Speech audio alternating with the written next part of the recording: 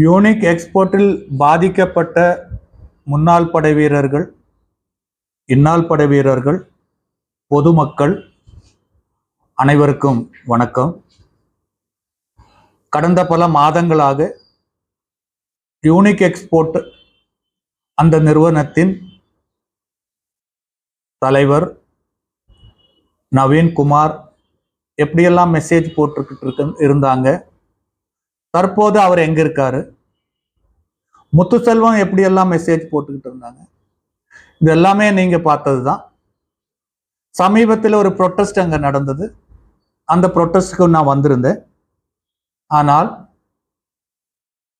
முதல் யூனிக் எக்ஸ்போர்ட்டோட விஷயத்தை Tamil Nadu ex servicemen convention organisation president ஆய நான் 2023 அக்டோபர் 4 ஈரோட்டில் மீட்டிங் போட்டேன்.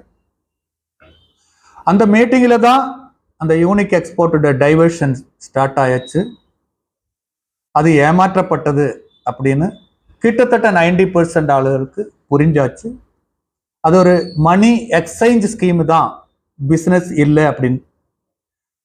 அதை தொடர்ந்து என் தலைமையில் 2வது மீட்டிங் டிசம்பர் 7 சென்னை கலெக்டரேட் மற்றும் தக்ஷின் பாரத் ஹெட் குவார்ட்டர்ல நடந்தது.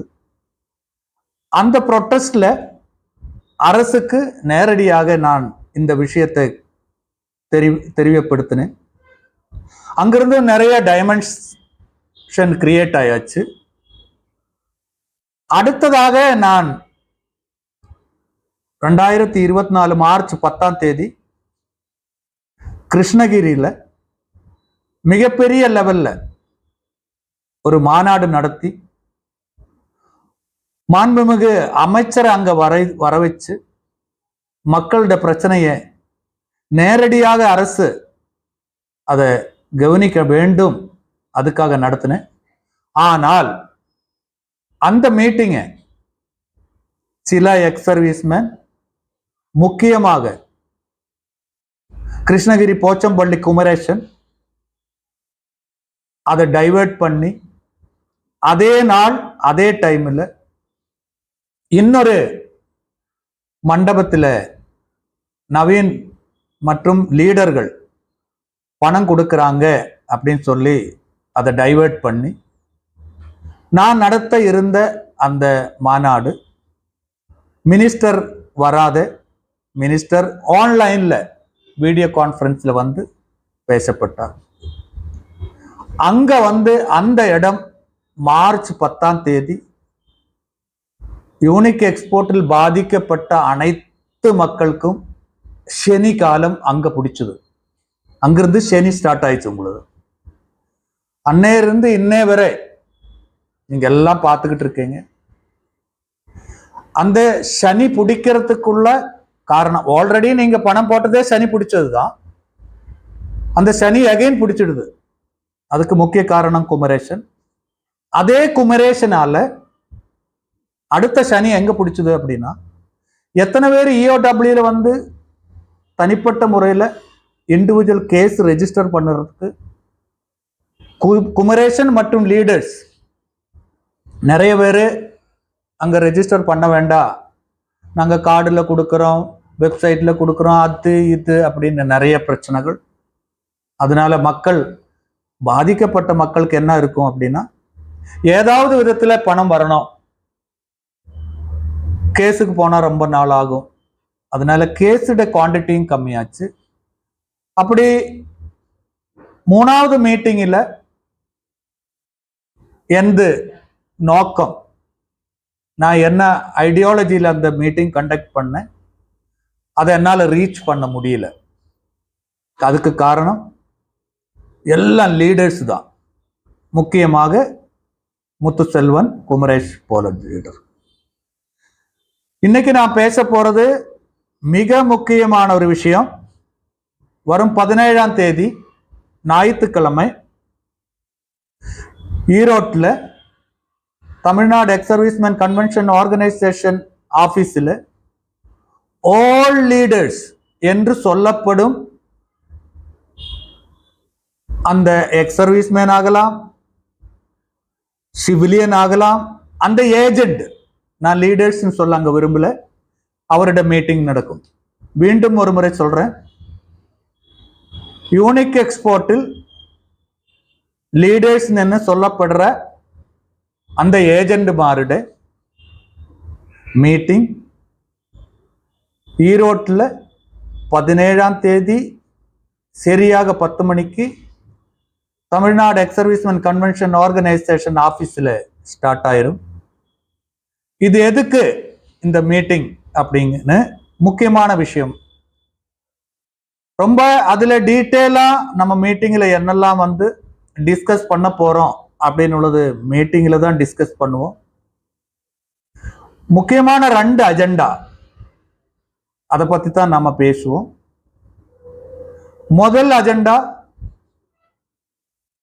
நிறைய லீடர்ஸ் இதுவரை ஈரோடு இஓடபிள்யூல கேஸ் ரெஜிஸ்டர் பண்ணல. எதனால ரெஜிஸ்டர் பண்ணல அப்படின்னா, அவங்களுக்கு கீழே உள்ள எத்தனை இன்வெஸ்டர்ஸ் இருக்கோ அவங்களோட ஃபுல் டீட்டெயில் அவங்களோட கேஸ் ஷீட்டில் வரணும். அவங்க ரெஜிஸ்டர் பண்ணதுக்கு அப்புறம் தான் லீடர் பண்ண முடியும் அப்படின்னு உள்ள ஒரு சிஸ்டம் கொண்டு வந்திருக்காங்க. அப்போ இது இல்லாத ஈஸி மெத்தடில் லீடர்ஸ் இது எப்படி ரெஜிஸ்டர் பண்ணலாம் அப்படின்னு தற்போது இருக்கிற டிஎஸ்பி அவர்கிட்டையும் ஏன் இஓடபிள்யூ ஐஜி அவர்கிட்டையும் நான் வந்து டிஸ்கஸ் பண்ணுவேன். அந்த விஷயம் முக்கியமான ஒரு காரணம். இரண்டாவதாக உள்ள அஜெண்டா என்ன அப்படின்னா, நமக்கு எல்லாருக்குமே தெரியும், இது யூனிக் எக்ஸ்போர்ட் சார்ந்து வெஞ்சர் லோன் அப்படின்னு உள்ள ஒரு சிஸ்டத்துக்காக சென்னையில் இருக்கிற அருண்ராஜ் கிட்ட நிறைய இன்வெஸ்டர்ஸ் நேரடியாகவும் நிறைய லீடர்ஸ் பேங்க் வழியாகவும் பை ஹேண்டாகவும் அந்த லோனுக்காக பணம் டிபாசிட் பண்ணியிருக்காங்க. அது எல்லாரும் தெரிஞ்சது தான். இதில் என்ன இப்போ பிரச்சனை நடந்துகிட்டு இருக்கு அப்படின்னா, நான் நேரடியாக வெஞ்சர் லோன் டீல் பண்ண அருண்ராஜோட ஆஃபீஸில் மீட்டிங் போயிருந்தேன். அந்த மீட்டிங்கில் முடிவெடுத்த பிரகாரம் யாரெல்லாம் நேரடியாக பணம் போட்டிருந்தாங்களோ அந்த இண்டிவிஜுவலுக்கு நான் டிரான்ஸ்ஃபர் பண்ண சொல்லியிருந்தேன். அது பிரகாரம் கிட்டத்தட்ட 28 பேருக்கு அவர் டிரான்ஸ்ஃபர் பண்ணியிருந்தாரு. அது இல்லாத யூனிக் எக்ஸ்போர்ட்டோட லீடர்ஸ் கமிஷனாக பெற்றதும் மக்கள்கிட்ட வாங்கினதும் அப்படி உள்ள பணத்தில் பெண்டிங் வைக்க சொல்லி, எமர்ஜென்சி யாருக்கு என்னாவது பிரச்சனைகள் வருதோ அவருக்கு அந்த பணத்தில் ப்ரொசீஜராக அதை வந்து யூட்டிலைஸ் பண்ணலாம்னு சொல்லியிருந்தேன். அதுவும் அவர் ஃபாலோ பண்ணார். இதுக்கிடையில் என்னாச்சு அப்படின்னா, லீடர்ஸ் என்று சொல்லப்படும் ஏஜெண்டுகள் நான் என்ன சொல்லியிருந்தனோ அருண்ராஜ் அவர்கள்ட்ட அதிலிருந்து டைவர்ட் பண்ணி அந்த பணத்தை எப்படியாவது ஏமாத்தி வாங்கணும் அப்படின்னு உள்ள முடிவில் இருக்காங்க. குறிப்பா சொல்ல போனா, மறைந்த நீலமேகம் அவர்கள் எந்த நாளைக்கு மறைந்தாரோ அந்த நாளிலிருந்து இன்னே வரை லீடர்ஸ் என்று சொல்லப்படும் சிலர் குள்ளன் நரிகள் அவரை ரொம்ப டார்ச்சர் பண்ணி அதில் சில குள்ளன் நரிகள் அந்த பணம் வாங்கியிருக்காங்க. இது வந்து மிக மிக மோசமான ஒரு விஷயம். அதனால இந்த மீட்டிங்கில் முதல்ல எத்தனை லீடர்ஸ் அந்த மீட்டிங்கை பார்ட்டிசிபேட் பண்றாங்களோ அந்த மீட்டிங்கில் இரண்டாவது நான் சொல்லப்பட்ட வெஞ்சர் லோனுக்கு டிபாசிட் பண்ணப்பட்ட பணம் 1 மாசத்துக்கு 2 மாசத்துக்கு முன்னால நான் ஒரு வீடியோ விட்டிருந்தேன். அதுல நான் என்ன சொன்னேன் அப்படின்னா, அந்த பணம் நேரடியாக யாரெல்லாம் டிபோஸ் பண்ணதோ அவருக்கு கொடுத்ததுக்கு அப்புறம் பேலன்ஸ் உள்ள பணத்தில் சில ஜென்யூன் கேசஸ், எமர்ஜென்சி கேசஸ், அவருக்கு அந்த பணத்தை எவ்வளவு முடியுமோ அது செலவு பண்ணதுக்கப்புறம் இஓடபிள்யூ ஈரோடில் டிபாசிட் சொல்றதாக முடிவு பண்ணியிருந்துச்சு. ஆனால் தற்போது அந்த முடிவில் சில மாற்றங்கள் செய்து அந்த பணம் அரசுகிட்ட ஹேண்ட் ஓவர் பண்ணால் அதுக்குள்ள அந்த கம்யூனிகேஷன் ப்ராப்ளம்ஸு, ரிட்டர்ன் வாங்கக்கூடிய ப்ராப்ளம்ஸு, இதெல்லாம் பார்க்கும்போது மிகப்பெரிய ஒரு லாங் ஜேர்னி அங்கே வருது. அப்போ இந்த பணத்தை எப்படி நேரடியாக இன்வெஸ்ட் பண்ணின மக்களுக்கு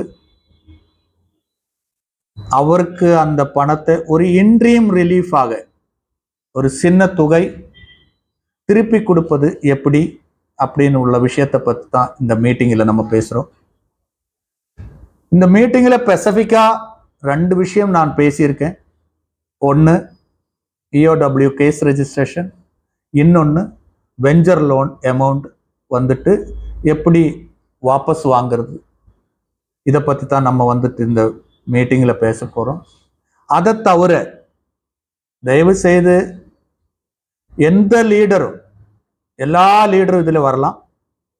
குறிப்பிட்ட சில லீடர் இந்த மீட்டிங்கில் சேர்த்தப்படாது. குறிப்பாக முத்துசெல்வம் லுக் அவுட் நோட்டீஸில் இருக்கிறவர்.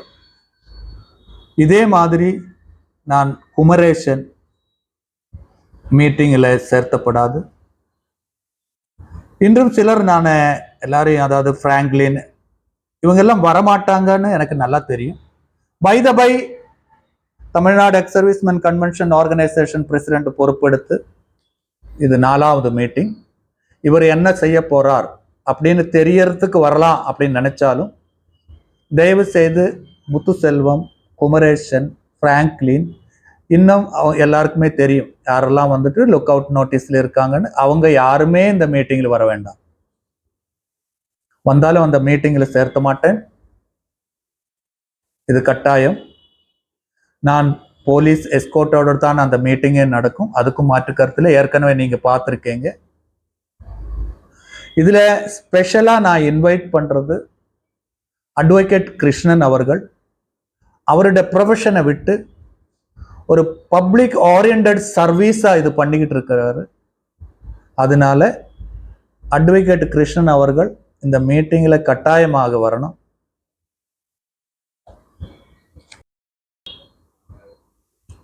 இந்த வெஞ்சர் லோன்ல இருக்கிற அங்க டிபாசிட் இருக்கிற பணம் இனி லேட்டாக நிறைய ஏஜென்ட் குள்ளநரிகள் அதை காலி பண்ணிடுவாங்க.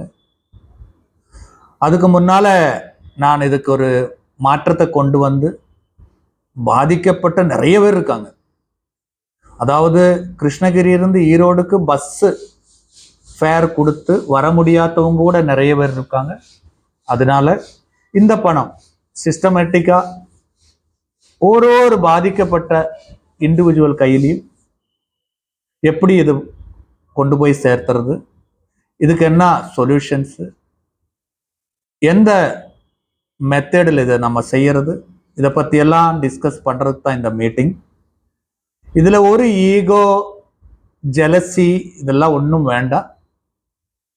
ஏதொரு விஷயத்துக்கும் ஒரு அண்டர்ஸ்டாண்டிங் இருக்கு, விட்டு கொடுக்குற அந்த மனோபாவம் இருக்கு. இதில் விட்டு கொடுக்கறதெல்லாம் ஒன்றுமே இல்லை. இதில் விட்டு கொடுக்கறதுல சப்ஜெக்ட் இல்லை. இருந்தாலும் ஒரு சைலண்ட் மாடு ஒரு இடத்துல வேணும். இது எந்த 4வது மீட்டிங் வரப்போகிற மீட்டிங்.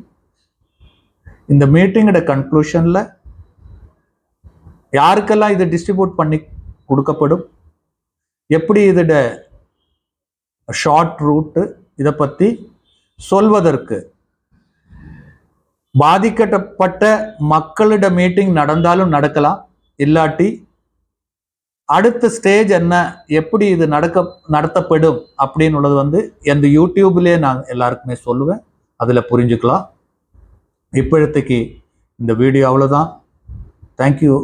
வணக்கம். வந்தே மாதரம்.